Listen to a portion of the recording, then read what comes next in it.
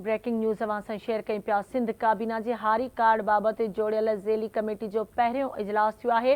इजलास जी सदारत ज़राअत वारे वज़ीर मोहम्मद बख्श महर ऐं आपाशी वज़ीर ॼाम ख़ान शोरो कई। रेवेन्यू खाते वटि 17 ज़िलनि जे हारियुनि जी डेटा अची चुकी आहे।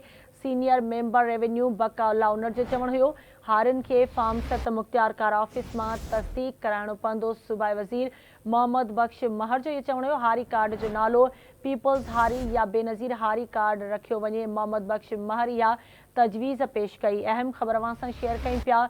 सिंध काबीना जे हारी कार्ड बाबति जोड़ियल ज़ेली कमेटी जो पहिरियों इजलास थियो। इजलास जी सदारत ज़राअत वारे वज़ीर मोहम्मद बख्श महर ऐं आपाशी वज़ीर ॼाम ख़ान शोरो कई। रेवेन्यू खाते वटि 17 ज़िलनि जे हारियुनि जी डेटा अची चुकी आहे।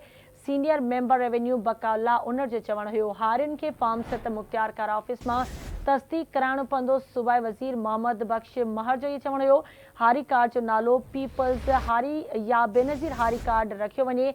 मोहम्मद बख्श महर या तजवीज़ पेश कई। तफ़सील मालूम कंदासीं आवाज़ जे रिपोर्टर इम्तियाज़ धाराणी खां। जी इम्तियाज़, कहिड़ा तफ़सील आहिनि इन हवाले सां आगाह कजो।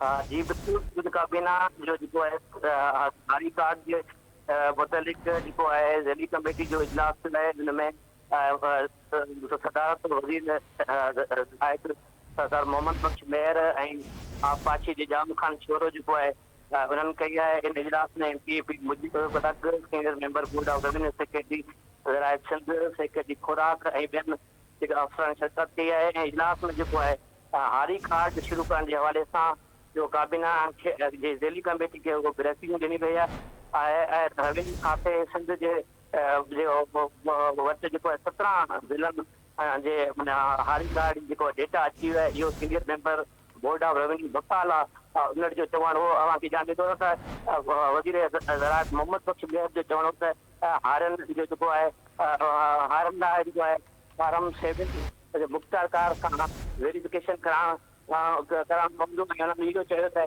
हिन खां अलावा अगरि जेको हारी पंहिंजी ज़मीन जॾहिं उहो विकिरो कंदो त जेको आहे हारी कार्ड जेको आहे हुकूमत खे वापसि करणु पवंदो। हुननि वधीक चयो त हारी कार्ड जो नालो जेको आहे हाणे पीपल्स हारी या बेनज़ीर हारी कार्ड जेको आहे उहो रखियो वेंदो। इहो सरदार मोहम्मद बख्श महर जेको हिन इजलास में जेको आहे हुन तजवीज़ ॾिनी आहे। ऐं हुन वधीक चयो आहे त वॾी महिरबानी इम्तियाज़ अपडेट करण लाइ।